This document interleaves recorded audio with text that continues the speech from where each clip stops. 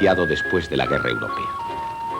En 1919 causó sensación mundial el París-Rangún del francés Poulet con su bimotor Caudron G4.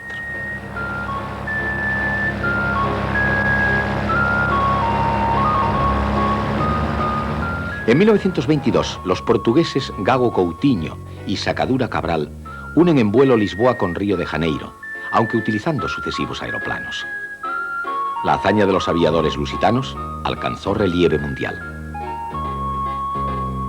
Pelletier-Doisy intenta alcanzar el Japón en 1924 partiendo de París. Como puede verse, el mecánico quedaba bastante aislado. Solo podía despedirse así. Un año después, en 1925, el inglés Cobham vuela de Londres a El Cabo. Agradablemente despedido, Mr. Cobham, que disfruta de la petición de un nuevo adiós, realizará con toda fortuna su raid.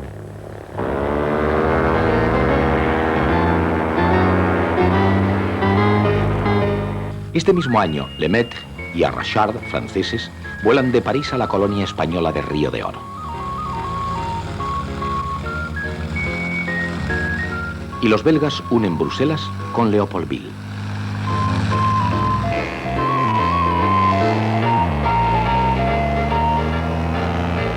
Esta secuencia recoge el regreso a Roma del italiano De Pinedo, que en un célebre raid unió la ciudad eterna con Melbourne y Tokio el año 1925. A la izquierda verán ustedes otros besos, pero esta vez masculinos. Estos vuelos fueron el embrión de las futuras comunicaciones aéreas entre lugares muy distantes que habían de acortar sensiblemente los largos viajes en barco.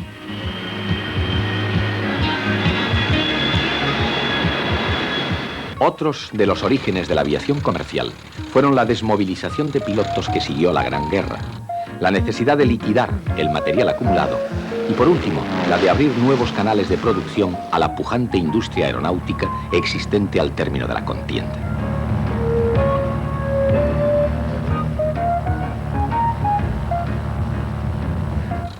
Hubo, desde luego, algunos intentos de crear líneas antes de 1914. Pero la aviación comercial es, en rigor, una consecuencia de la primera gran conflagración del siglo. La aviación comercial fue iniciada por los alemanes en febrero de 1919 con la línea Berlín-Weimar. Le siguieron en marzo los franceses con su París-Bruselas utilizando el aeroplano Farman Goliath que transportaba 19 pasajeros.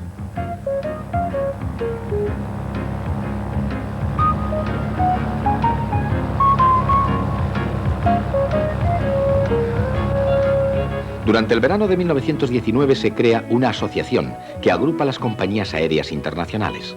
Era la IATA. Al llegar la paz, en 1918, un francés fabricante de aeroplanos, Pierre Latecoeur, quiere establecer una línea Toulouse-Casablanca. Con tal propósito, vuela hasta Barcelona en el mes de diciembre de aquel año, aterrizando en Cantunis, en compañía del marqués Beppo di Massini. En marzo de 1919, alcanza Alicante, sentando las bases para el nacimiento de lo que hoy es el aeropuerto de la Rabasa.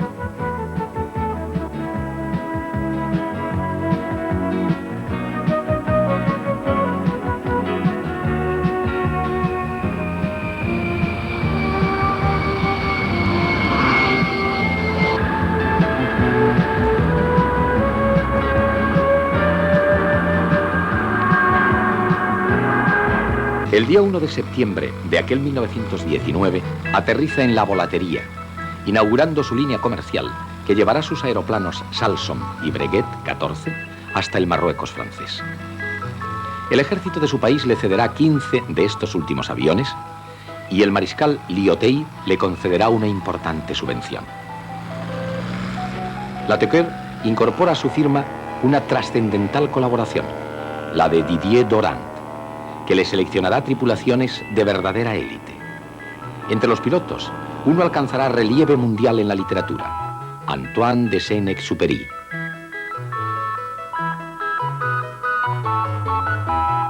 Otro importante testigo de su paso por España nos deja la línea Latequer. Es el aeródromo que levanta en el Cortijo del Rompedizo, en Málaga.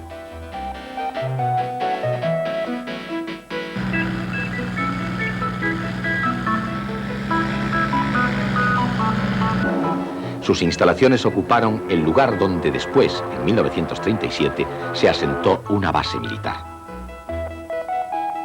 Estos planos corresponden a un curso de observadores celebrado allí en 1944. En la actualidad, la base de Málaga constituye una unidad aérea de apoyo operativo de Entidad Grupo. Tiene la misión de mantener las instalaciones y servicios de aquella para su utilización en todo momento por aviones procedentes de otras bases.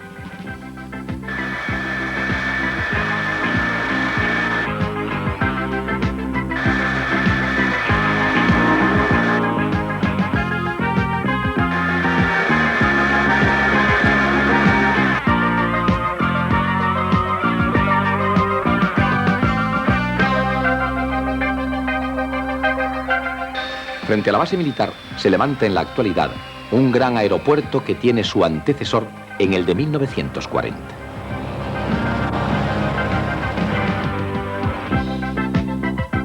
En el lugar que ocupaba este, tiene hoy su sede el Aeroclub de la capital andaluza, muy importante en la historia de nuestra aeronáutica deportiva.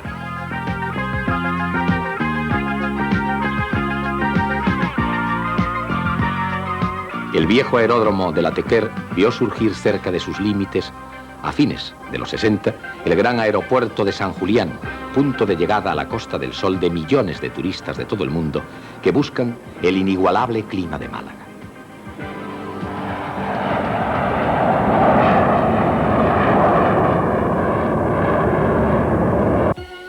El rey Alfonso XIII tenía gran interés en que se creara una línea postal española.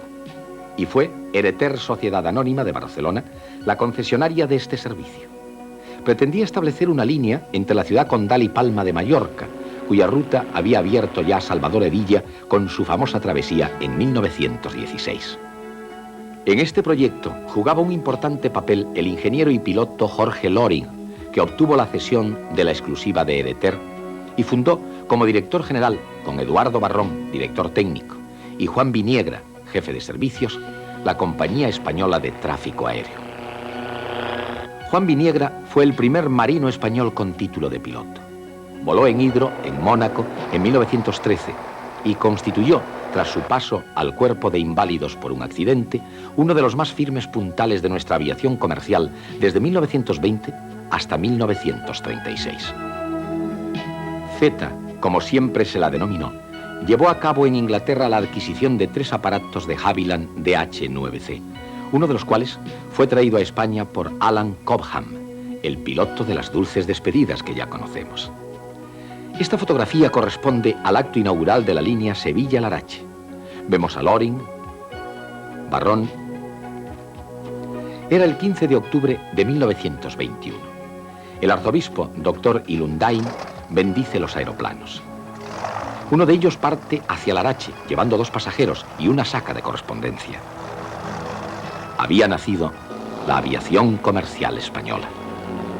4 años más tarde, en 1925, con participación de capital alemán, nace la Unión Aérea Española, que inauguran los Reyes, acompañados por el príncipe de Gales, que se encontraba en esos días en España. La Unión Aérea Española transportará pasaje y correo entre Sevilla, Lisboa y Madrid, utilizando aparatos Junkers 24 y los pequeños F-13.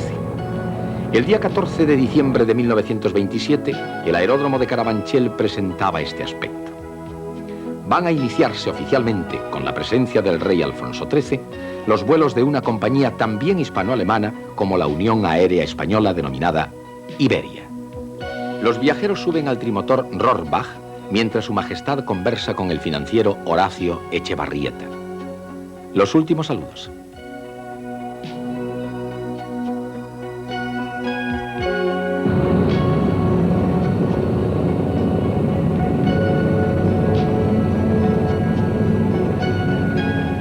Allí están también el coronel Quindelán y otros jefes militares con sus familias. Finalmente despega el avión rumbo a Barcelona. Un año más tarde, operadores de la ciudad condal recogen el comienzo de otros vuelos, los de una línea Barcelona-Berlín de la compañía alemana Lufthansa.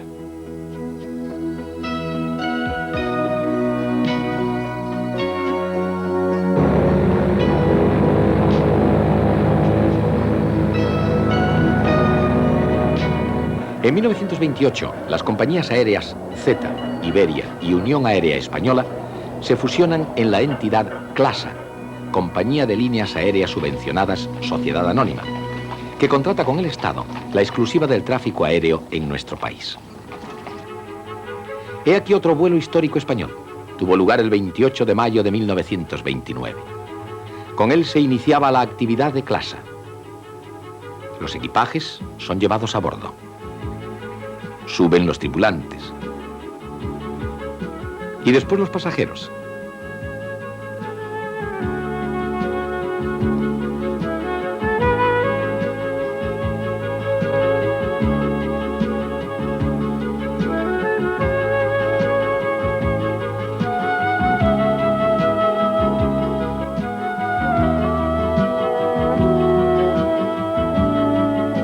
El piloto, Ansaldo, pone en marcha las hélices.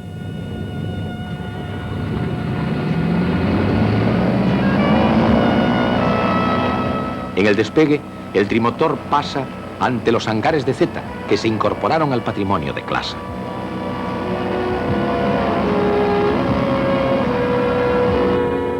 En estos aviones se podía viajar con las ventanillas bajadas. A las 2 horas, 20 minutos, el avión aterrizará felizmente en Getafe, pilotado por la mano maestra de Ansaldo. Aquí vemos la llegada de un Fokker de CLASA a Sevilla. A la derecha, el pequeño terminal de la compañía, poco más que una garita.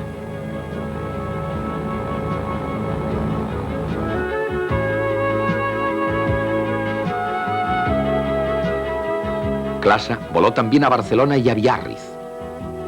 A esta última ciudad viajaba CLASA solo los veranos y se permitía el lujo de extender sus vuelos una vez por semana a París. Veremos volando sobre Madrid al trimotor Ford de CLASA, uno de los mejores aviones de su época. Este vuelo dio ocasión al rodaje de unos interesantes planos aéreos del Madrid de fines de los 20. Cibeles, la antigua Plaza de Toros, de la actual avenida de Felipe II, y el campo de fútbol de La Parra, donde hoy se encuentra la Casa de la Moneda. Estos eran los billetes que expedía CLASA para sus viajeros. El vuelo Madrid-Barcelona costaba 125 pesetas y el de Madrid-Sevilla, 100. Los pasajeros tenían derecho a 15 kilogramos de equipaje. Los excesos, hasta un máximo de 20 kilogramos, se pagaban a 1,50 kilo o fracción. En mayo de 1930 se creó una línea a Canarias. El Ford y los Fokker de CLASA viajaron a las Islas Afortunadas.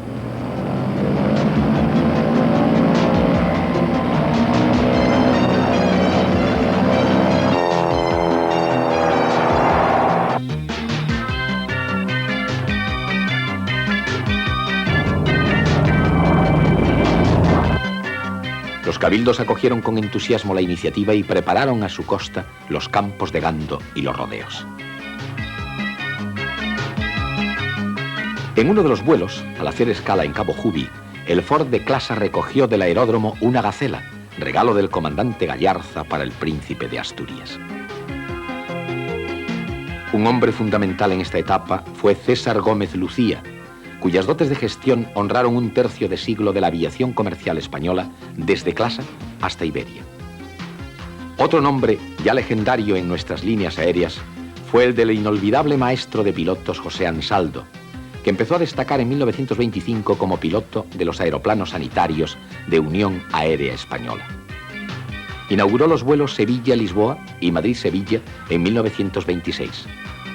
La línea a Biarritz y a París. Fue también jefe de pilotos de LAPE. LAPE, Líneas Aéreas Postales Españolas, fue una creación de la República que asumió previa indemnización a los accionistas todo el material de CLASA. El mayor acierto del LAPE fue la adquisición de 2 Douglas DC-2, uno de los mejores aviones de todos los tiempos. LAPE estableció diversas líneas nacionales y extranjeras con gran éxito. En uno de sus vuelos a Canarias, con un DC-2 en enero de 1936, llevando como pasajeros al Consejo de Administración de la empresa, se decidió la adquisición de otras dos de estas unidades de la Casa Douglas.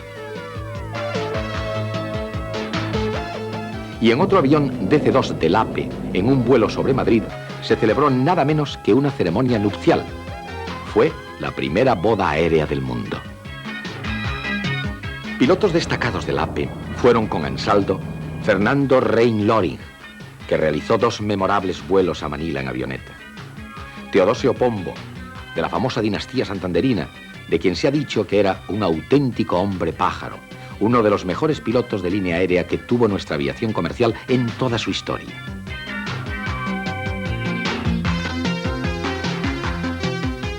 Y finalmente, Rudy Bay, que hizo sus prácticas en Clasa y LAPE y fue años más tarde entusiasta creador de empresas aeronáuticas.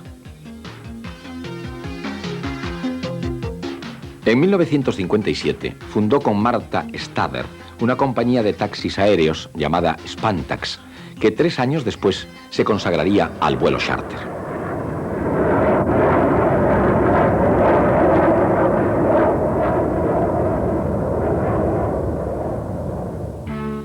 Estos y otros magníficos pilotos pasarían a Iberia, algunos de ellos a través de la organización estatal TAE, Tráfico Aéreo Español, al finalizar nuestra contienda civil. Contaba Iberia con Junkers 52, con los Douglas, del LAPE y aparatos de Havilland Dragón. Por ley de 7 de junio de 1940, se concede a Iberia la exclusiva del tráfico aéreo comercial en nuestros territorios. Fue presidente del Consejo de Administración Jesús Rubio Paz y director gerente César Gómez Lucía. La Segunda Guerra Mundial tuvo una influencia decisiva en el transporte aéreo español. La falta de gasolina obligó a Iberia a suspender casi por completo sus vuelos en 1943. En cuanto al material, la situación era también muy comprometida. Solo contaba la empresa a fines de 1942 con 4 DC-2 y 3 Junkers, ya que los restantes de esta marca habían sido cedidos al Ministerio del Aire y a la compañía Lufthansa por la inactividad derivada de la falta de carburante. Así pues, cuando este problema se solucionó en 1943, la empresa no estaba en condiciones de poner sino 7 modestos y anticuados aparatos en servicio. Un hecho fortuito vino a paliar este problema. Durante las operaciones de desembarco de las tropas aliadas en Casablanca, 3 aviones DC-3 aterrizaron por providencial despiste en nuestra zona marroquí. Iberia recibió la orden de trasladarlos a Madrid. Pilotados por José María Ansaldo, Teodosio Pombo y Ultano Quindelán, los 3 aparatos, aún con la estrella americana en fuselaje y alas, cruzaron Madrid a baja altura aterrizando en Barajas. Ni que decir tiene que muchos habitantes de la capital creyeron a pie juntillas que la invasión se había extendido a España, lo que no dejó de producir algunas cómicas consecuencias. España adquirió estos aviones a los Estados Unidos con el compromiso de utilizarlos solo en tráfico comercial.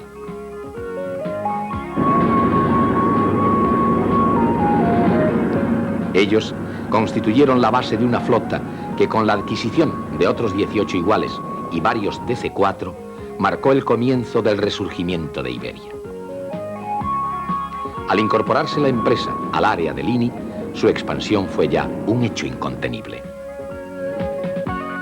Con sus DC-4, Iberia cruza el Atlántico llegando hasta Buenos Aires.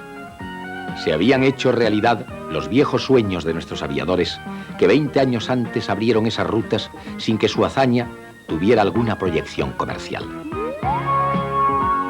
Francia, con gran esfuerzo y audacia, extendió sus vuelos por el continente sudamericano a través de Aeropostal, sucesora de la TECOR.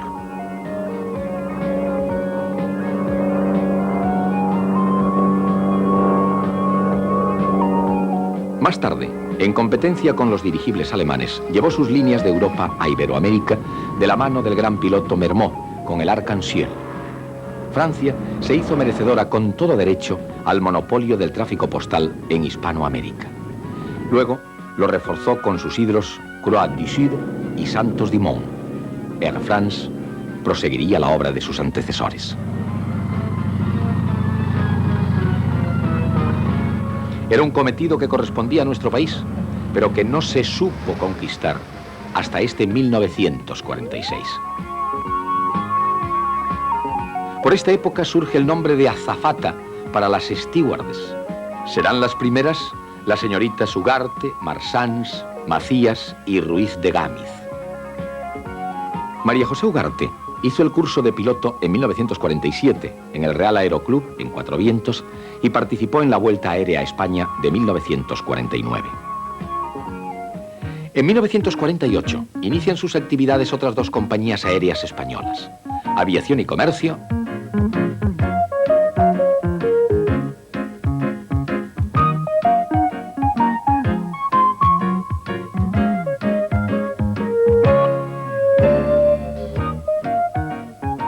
y Cana.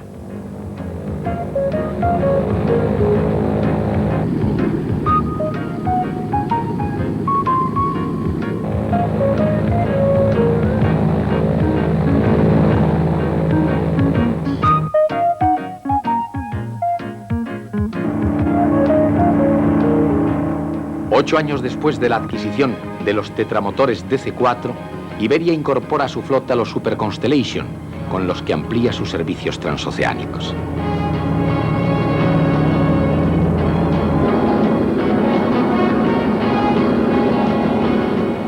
Hay que añadir a los veteranos otros pilotos destacados: Imaz, Menéndez, Luca de Tena, de la Peña, Presa. En 1955 pasa a presidir el Consejo de Administración Tomás Delgado y Pérez de Alba. El Convair Metropolitan se incorpora a nuestra primera línea aérea estatal. Década de los 60. Cambios en la cumbre de Iberia. En 1962 pasa a presidir el Consejo de Administración el teniente general Rubio López, que lo era también de Aviaco desde 1958. Julián Rubio, piloto militar desde 1925, una de las figuras más relevantes del Ejército del Aire, llegó a ostentar las dos presidencias hasta 1965, la de Iberia con categoría de vicepresidente. En 1961 había entrado Iberia en la era del reactor con la adquisición del DC-8.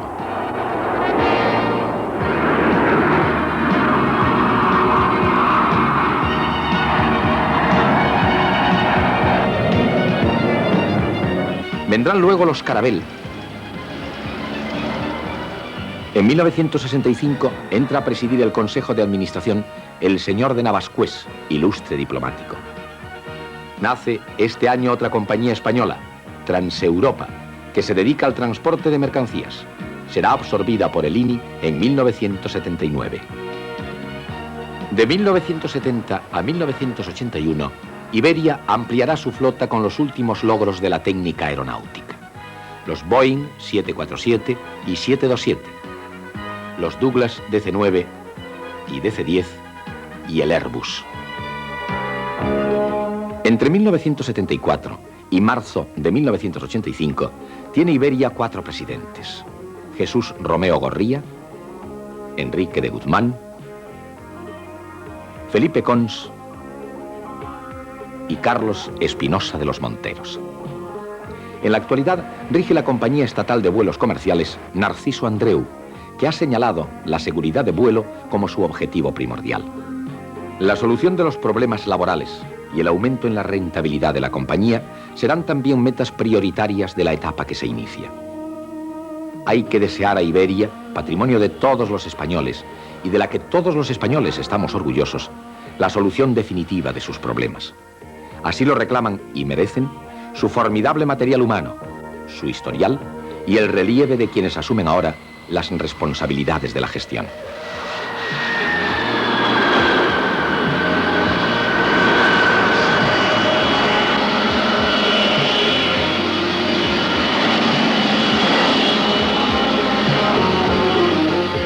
De las filas de Iberia había de destacarse un nombre, el de Indalecio Rego, a quien la Organización de Aviación Civil Internacional, OACI, concede en 1980 su máximo galardón, el premio Edward Warner, el llamado Nobel del Aire.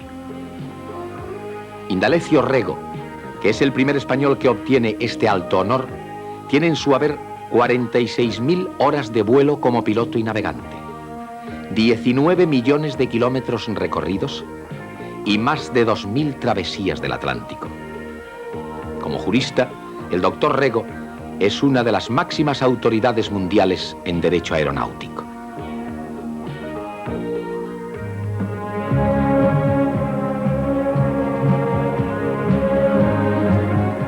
En 1977 se había producido, bajo la inspiración de otro presidente de Iberia, Manuel de Prado y Colón de Carvajal, el cambio de imagen de esta compañía estatal.